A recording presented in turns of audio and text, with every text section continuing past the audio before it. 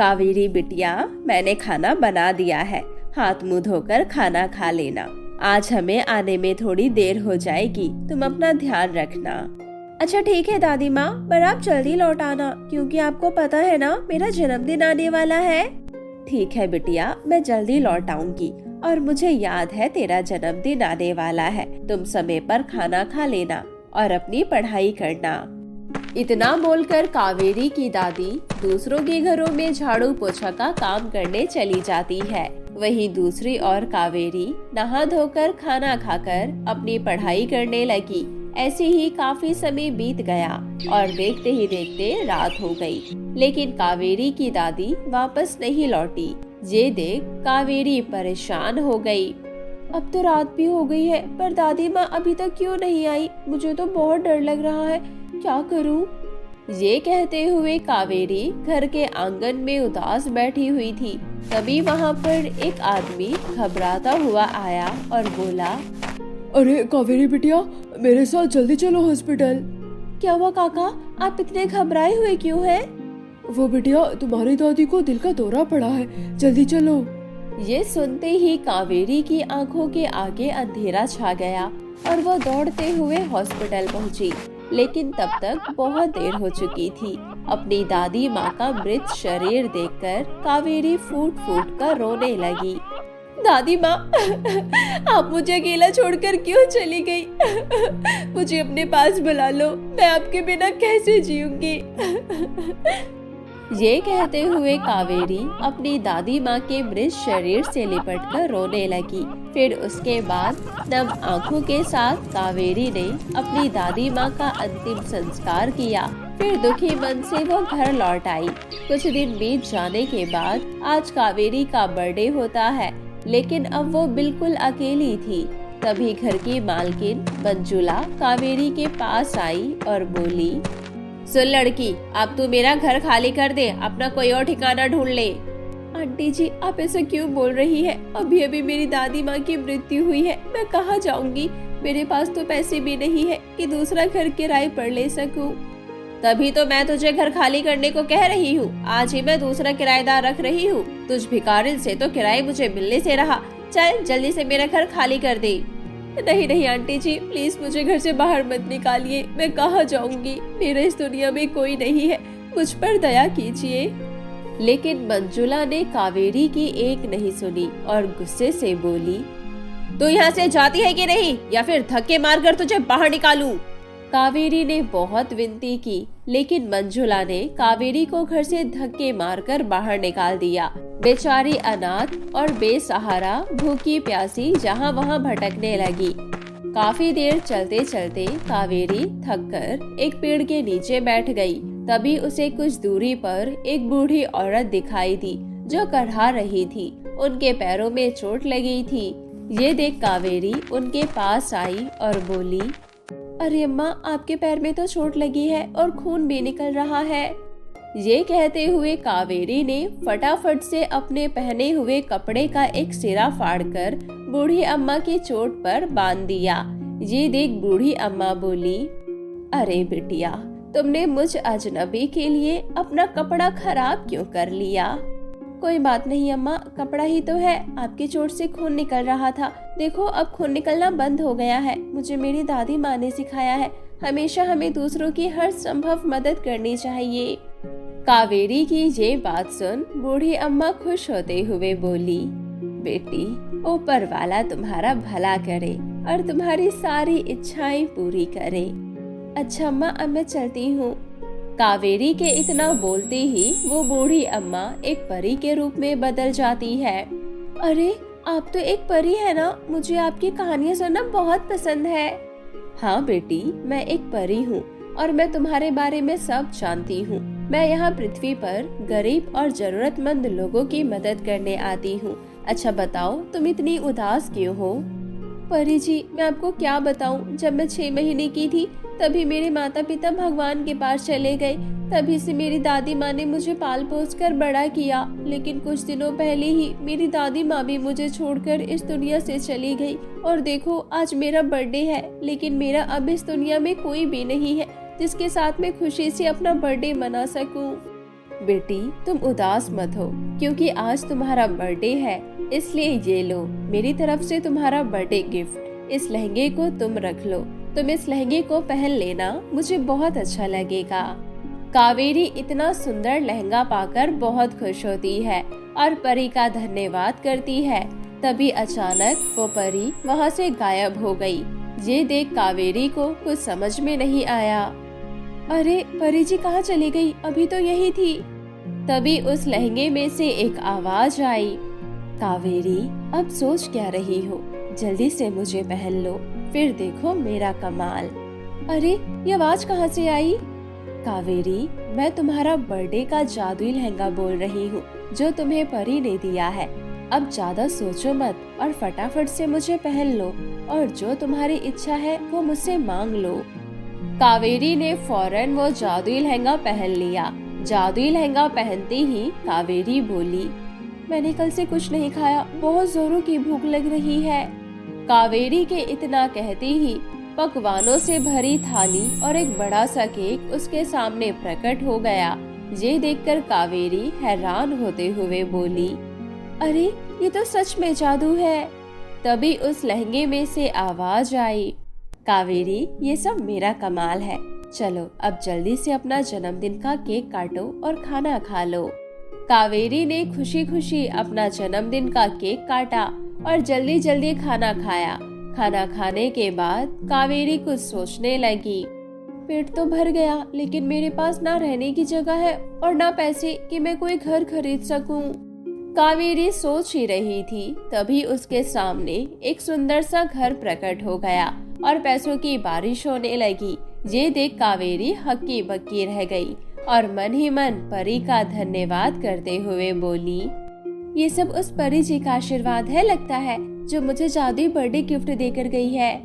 जादुई लहंगा पाकर कावेरी की जिंदगी पूरी बदल गई। धीरे धीरे कावेरी अमीर हो गई। साथ ही जादुई लहंगे से ढेर सारे पैसे मांगकर वो गरीब और जरूरतमंद लोगों की मदद करने लगी। अब बस्ती में रहने वाले लोग कावेरी की तारीफ करते नहीं थकते।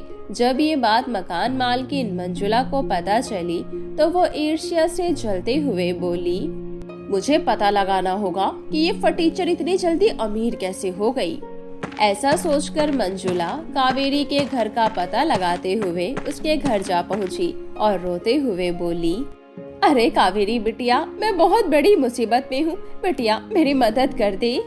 ये कहते हुए मंजुला रोने का ढोंग करने लगी। तभी कावेरी मंजुला को पानी देते हुए बोली, आंटी जी आप रो क्यों रही हैं? क्या हुआ बताइए ना मुझे। क्या बताऊं बिटिया, मेरा बेटा बहुत सीरियस है अस्पताल में एडमिट है, उसके ऑपरेशन के लिए पैसों की जरूरत है।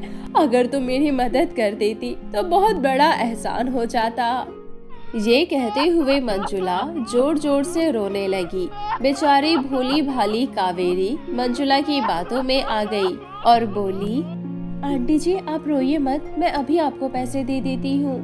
इतना बोलकर कावेरी ने जादुई बर्थडे लहंगा पहनकर ढेर सारे पैसे मांगे और देखते ही देखते नोटों से भरा बैग वहाँ पर प्रकट हो गया। ये सब देखकर मंजुला सब कुछ समझ गई और जादुई लहंगे को चुराने की योजना बनाने लगी और रात होने का इंतजार करती है। रात होते ही वो कावेरी के घर जाकर जादुई लहंगा चुराकर अपने घर ले आई और खुश होते हुए बोली, अब तो मैं इस जादुई लहंगे को पहनकर माला माल हो जाऊंगी।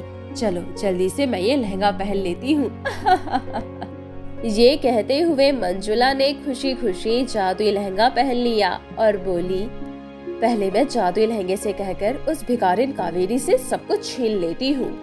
मंजुला इतना बोल ही रही थी कि तभी उसके शरीर में जलन होने लगी। अरे अरे मेरे शरीर में क्या हो रहा है? मेरा शरीर जल क्यों रहा है? अब मैं क्या करूं? कोई बचाओ मुझे। अरे अरे मैं काम करती हूँ, मैं फटाफट से लहंगा उतार देती हूँ। इतना कहकर मंजुला ने जादुई बर्थडे लहंगा उतारने की बहुत कोशिश की, पर लहंगा है कि उतरता ही नहीं। हाय मोरी मैया, ये लहंगा उतर क्यों नहीं रहा? अरे अब मैं क्या करूं? अब कावेरी ही मेरी मदद कर सकती है ये कहते हुए मंजुला भागते हुए कावेरी के घर जा पहुंची। तब कावेरी गहरी नींद में सोई हुई थी, लेकिन मंजुला के चिल्लाने की आवाज सुनकर कावेरी जाग गई। कावेरी बिटिया, मेरी मदद करो, नहीं तो ये लहंगा मेरी जान ले लेगा। अरे मेरे पूरे शरीर में जलन हो रही है। मंजुला की ऐसी हालत देखकर कावेरी को समझते देर नहीं लगी। फिर वो जादुई बर्थडे लहंगा से बोली, जादुई birthday lehenga, please Manjula aunty को माफ कर दो, इन्हें छोड़ दो, इनकी तरफ से मैं तुमसे माफी मांगती हूँ। कावेरी के इतना कहते ही जादुई बर्थडे लहंगा ने मंजुला को माफ कर दिया। उसके बाद मंजुला ने कावेरी से माफी मांगी और कावेरी ने मंजुला को माफ कर दिया। फिर मंजुला ने खुशी खुशी जादुई बर्थडे लहंगा कावेरी को वापस लौटा दिया। वही कावेरी जादुई बर्थडे लहंगा से दूसरों की मदद करते हुए हंसी खुशी से अपनी जिंदगी जीने लगी।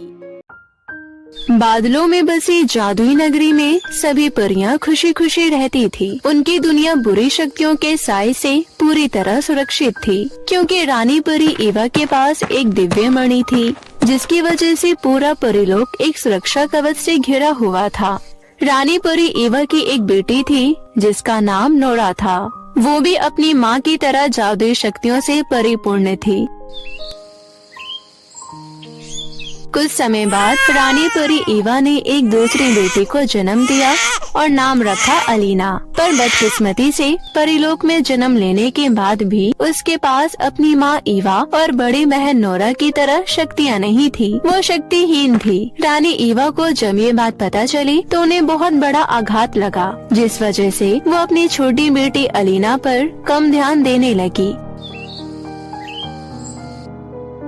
एलिना जब थोड़ी समझदार हुई तो माँ का बड़ी बहन नोरा की तरफ ज्यादा लगाव देख दुखी रहने लगी। ऐसे ही एक दिन अलीना अकेले कमरे में उदास बैठी सोच रही थी।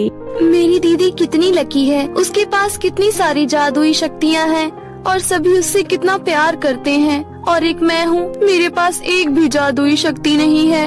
एलिना ये सोच रही थी, तभी कमरे में उसकी बड़ी बहन नोरा आई और बोली, क्या बात है मेरी प्यारी सी बहन, चलो मेरे साथ बगीचे में एक साथ मिलकर खूब खेलेंगे। क्या सच में दीदी? चलो चलते हैं, बड़ा मजा आएगा, वहाँ चलकर तितलियाँ पकड़ेंगे। इतने में वहाँ रानी परी ईवा आई और बोली, ओह नोरा, तुम यहाँ हो, चलो मेरे साथ, मुझे तुम्हें एक खास जगह लेकर जाना है। पर माँ, मुझे अलीना के साथ खेलना है। तुम आने वाले समय में परिलोक की रानी बनने वाली हो, वैसे भी अब तुम बड़ी हो गई, तुम्हें बगीचे में अलीना के साथ खेलना शोभा नहीं देता, चलो मेरे साथ। ये सुनते ही अलीना का खिला हुआ चेहरा मुरझा गया। नोरा को भी बहुत बुरा लगा, पर माँ के कहने पर उसे मजबूरन वहाँ से जाना पड़ा। ऐसे ही समय बीत रहा था और देखते ही देखते अलीना 18 वर्ष की पूरी हो गई। सुबह सुबह जब अलीना नींद से जागी तो वो बहुत खुश थी, क्योंकि आज उसका जन्मदिन था। आज माँ और दीदी ने मेरे लिए जरूर बहुत बड़ा सरप्राइज रखा होगा। मैं जल्दी से तैयार होकर हॉल में जाती हूँ। अलीना ने सुंदर सा गाउन पहना और फटाफट दौड़ते हुए हॉल में गई। लेकिन वहाँ ना तो कोई डेकोरेशन था, ना तो कोई सरप्राइज। यहाँ तक कि किसी ने भी उसे विश तक नहीं किया। वो उदास होते हुए बगीचे में गई, तभी उसे वहाँ अपनी बड़ी बहन नोरा दिखाई दी, जो बगीचे में अपनी शक्तियों का अभ्यास कर रही थी। वो दौड़ते हुए उसके पास गई और बोली, दीदी पता है आज मेरा। इतने में रानी परी ईवा वहाँ आई और बोली, तुम्हें कितनी बार कहा है अपने कक्ष में रहा करो, तुम्हें दिखाई नहीं दे रहा? वो अपनी जादुई शक्ति का अभ्यास कर रही है। आने वाले समय में अकेले नोरा को ही राजगद्दी संभालनी है। ये सुन अलीना रोते हुए बोली, माँ, आप जब देखो मुझ पर गुस्सा करती रहती हो। मैं भी तो आपकी बेटी हूँ, लेकिन आप सिर्फ दीदी से ही प्यार करती हो। आपको तो इतना भी नहीं पता कि आज मेरा जन्मदिन है। अगर आप मुझसे इतनी ही नफरत करती हो तो आपने मुझे जन्म ही क्यों दिया? ये कहते हुए अलीना रोते हुए अपने कमरे में चली गई। पर वो इतनी दुखी थी कि वो ज्यादा देर कक्ष में नहीं रह पाई और दुखी होकर परिलोक के सुरक्षा कवच के घेरे से बाहर काफी दूर भटकते भटकते एक घने जंगल में चली गई। वो भूखी और प्यासी होने के साथ साथ काफी डरी हुई भी थी। तभी उसे डरावनी आवाजें सुनाई देने लगी। इतने में एक घनी झाड़ियों के पीछे से एक जंगली कुत्ता बाहर आया और अलीना घबराकर जमीन पर गिर गई और मदद के लिए चिल्लाने लगी। जंगली कुत्ता अलीना पर हमला करने ही वाला था। इतने में एक सुंदर औरत वहाँ आई और जंगली कुत्ते को अपने हाथों में पकड़े डंडे से मारकर दूर भगा दिया। तुम ठीक तो हो ना? ओह, आपका बहुत शुक्रिया, आपने मेरी जान बचाई। तुम पहले ये बताओ, इस खतरनाक घने जंगल में अकेले तुम क्या कर रही हो तबला बजाकर? दरअसल मैं परीलोक की रानी परी ईवा की छोटी बेटी अलीना हूँ, पर मुझे कोई भी परीलोक में प्यार नहीं करता। यहाँ तक कि मेरी माँ भी नहीं करती, क्योंकि मेरे पास कोई भी जादुई शक्ति नहीं है। और आज जब मेरा 18वां जन्मदिन है, किसी ने मुझे विश भी नहीं किया, बल्कि आज के दिन माँ ने मुझे खूब डांटा। चुप हो जाओ प्यारी राजकुमारी, मेरे पास एक तरकीब है जिससे तुम्हारे पास भी जादुई शक्तियाँ आ जाएगी और सब तुमसे प्यार करने लगेंगे तबला बजाकर। क्या सच में? पर कैसे? अगर तुम परीलोक की दिव्य मणि लेकर मुझे दोगी तो मैं अपनी शक्तियों से उस मणि के अंदर की सारी शक्तियाँ तुम्हें दे दूंगी, क्योंकि मैं एक जादूगरनी हूँ। फिर तुम्हारे अंदर भी बाकी परियों की तरह जादुई शक्तियाँ आ जाएगी तबला बजाकर। दिव्य मणि? पर वो तो परीलोक की सुरक्षा कवच है, मैं कैसे ला सकती हूँ? माँ को पता चलेगा तो वो मुझे बहुत मारेंगी। तुम्हें वो दिव्य मणि कुछ देर के लिए ही तो लानी है, फिर थोड़ी देर बाद वापस अपने साथ ले जाना। अगर तुम चाहती हो तुम्हारी माँ तुम्हें भी तुम्हारी बड़ी बहन की तरह प्यार करे और तुम्हारे पास भी जादुई शक्तियाँ हो, तो तुम सोच लो तुम्हें क्या करना है। मैं तो तुम्हारे भले के लिए ही बोल रही हूँ तबला बजाकर। एलिना जादूगरनी तंबोला की बातों में आ गई और बोली, ठीक है, मैं कल दिव्य मणि लेकर आऊंगी, तुम मेरा यहीं पर इंतजार करना। पर मेरी एक बात का ध्यान रखना, दिन में नहीं रात के समय ही आना, तब सभी सो रहे होंगे और किसी को पता भी नहीं चलेगा। अच्छा, अब तुम अपने परीलोक वापस लौट जाओ, किसी को पता चल गया तो गड़बड़ हो जाएगी तबला बजाकर। पर मैं परीलोक जाऊँ कैसे? मैं रास्ता भटक गई हूँ। अच्छा रुको, डिंग डोंग गिली गिली गप्पर शो। ये कहते हुए जादूगरनी तंबोला ने अपना जादुई डंडा घुमाया और जादुई कालीन प्रकट हो गया। एलिना खुश होते हुए जादूगरनी तंबोला से विदा लेकर जादुई कालीन में बैठकर वापस परीलोक लौट गई। वहीं जादूगरनी तंबोला की हंसी से पूरा जंगल गूंज उठा। अब मेरा सपना जल्दी पूरा हो जाएगा, फिर परीलोक की रानी मैं बनूंगी। ग्रेट जादूगरनी तंबोला। तबला बजाकर। उधर एलिना परी जादूगरनी तंबोला के बिछाए जाल में फंस गई। फिर अगले दिन उसने चुपके से माँ के कमरे से दिव्य मणि चुराई और रात होते ही जंगल जा पहुँची। तुम कहाँ हो जादूगरनी? देखो, मैं ले आई जादुई मणि। अब जल्दी से मुझे भी बाकी परियों की तरह जादुई शक्ति की मालकिन बना दो। इतने में जादूगरनी तंबोला प्रकट हुई और हंसते हुए बोली, तुम आ गई? मैं तुम्हारा कब से इंतजार कर रही थी। तुम दिव्य मणि ले आई तबला बजाकर। हाँ, ये देखो ये दिव्य मणि। अब तुम जल्दी से मुझे भी शक्तिशाली परी बना दो, अब मुझसे और इंतजार नहीं हो रहा। तो फिर देर किस बात की, जल्दी से मणि मुझे सौंप दो, फिर देखना मेरा कमाल तबला बजाकर। जैसे ही एलिना परी ने जादुई मणि दुष्ट जादूगरनी तंबोला के हाथों में सौंपी, तो वो अपने असली रूप में आकर भयानक हंसी हंसते हुए बोली, बेवकूफ परी, आखिर तुम मेरे जाल में फंसी गई। तूने कितनी आसानी से मेरी बातों में आकर दिव्य मणि मेरे हवाले कर दिया। अब मुझे परियों की रानी बनने से कोई नहीं रोक पाएगा, तेरी माँ भी नहीं। तबला बजाकर। जैसे ही जादूगरनी तंबोला ने अपना काला जादू दिव्य मणि पर किया, तभी अचानक परीलोक का सुरक्षा घेरा अपने आप टूट गया। ये देख तंबोला जादूगरनी अलीना को अपने साथ लेकर परीलोक ले गई और रानी परी ईवा को युद्ध के लिए ललकारने लगी। रानी परी, देख मैं वापस आ गई। अब तू मेरा कुछ नहीं बिगाड़ पाएगी, क्योंकि मेरे पास दिव्य मणि है। तबला बजाकर। ये कहते हुए जादूगरनी तबोला एलिना को अपने साथ लिए परी महल में दाखिल हुई। रानी परी ईवा अपनी बेटी एलिना को जादूगरनी तबोला के साथ देख बौखला गई। तबोला, तेरी इतनी हिम्मत, छोड़ दे मेरी बेटी एलिना को। छोड़ दूंगी, इतनी भी जल्दी क्या है।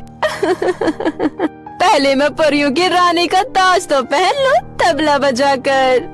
ये कहते हुए जादूगरनी तबोला ने रानी परी ईवा पर हमला किया। दिव्य मणि होने की वजह से रानी परी ईवा जादूगरनी तबोला का वार झेल नहीं पाई और घायल हो गई। इतने में रानी परी ईवा की बड़ी बेटी नोरा ने भी अपनी जादुई शक्तियों का प्रयोग किया, पर जादूगरनी तबोला की शक्ति के सामने वो भी टिक नहीं पाई और जख्मी हो गई। अपनी माँ और बड़ी बहन को मुसीबत में देख एलिना से रहा नहीं गया। फिर उसने पूरी ताकत से जादूगरनी तबोला को धक्का दिया और उसके कमरे में रखा जादुई डंडा फुर्ती से तोड़ दिया। बेवकूफ परी, तूने मेरा जादुई डंडा तोड़कर अच्छा नहीं किया। दुष्ट जादूगरनी, तूने मेरी माँ और दीदी को चोट पहुँचाने की हिम्मत कैसे की? कोई बात नहीं, दिव्य मणि तो मेरे पास है ना, तबला बजाकर। मैं तुझसे दिव्य मणि लेकर ही रहूंगी। ये कहते हुए एलिना जादूगरनी तबोला से दिव्य मणि लेने के लिए झपटी। छीना झपटी में दिव्य मणि दूर जा गिरी। ये देख रानी परी ईवा ने दिव्य मणि को फौरन अपने कब्जे में कर लिया। अरे मेरी मणि, वो भी मेरे हाथों से निकल गई। बेवकूफ परी, ये सब तेरी वजह से हुआ है। मैं तुझे जिंदा नहीं छोड़ूंगी। रुक जा दोस्त तबोला, अब तू किसी का कुछ नहीं बिगाड़ पाएगी। अब तेरी सारी शक्तियाँ खत्म हो चुकी है, तबला बजाकर। ये कहते हुए रानी परी ईवा ने अपनी बेटी नोरा के साथ मिलकर तबोला पर हमला किया और देखते ही देखते तबोला जलकर भस्म हो गई। इस तरह सब कुछ ठीक हो गया। रानी परी ईवा ने बड़े प्यार से एलिना को गले लगाते हुए बोली, एलिना, मुझे माफ कर दो। मैंने हमेशा तुम्हें नजरअंदाज किया, पर मैं तुमसे बहुत प्यार करती हूँ। एलिना, मेरी प्यारी बहना, तुम सबकी आँखों का तारा हो और तुम्हें पता है तुम्हारे पास एक जादुई शक्ति है। जादुई शक्ति? हाँ मेरी बच्ची, तुम्हारे पास एक अदृश्य शक्ति है और वो शक्ति है प्यार की। माँ ईवा की बात सुन एलिना के चेहरे पर मुस्कान आ गई। रानी परी ईवा ने कुछ समय बाद परीलोक की राजगद्दी अपनी दोनों बेटियों के हाथों सौंप दी। फिर दोनों बहनों ने मिलजुल कर परीलोक पर कई सदियों तक शासन किया।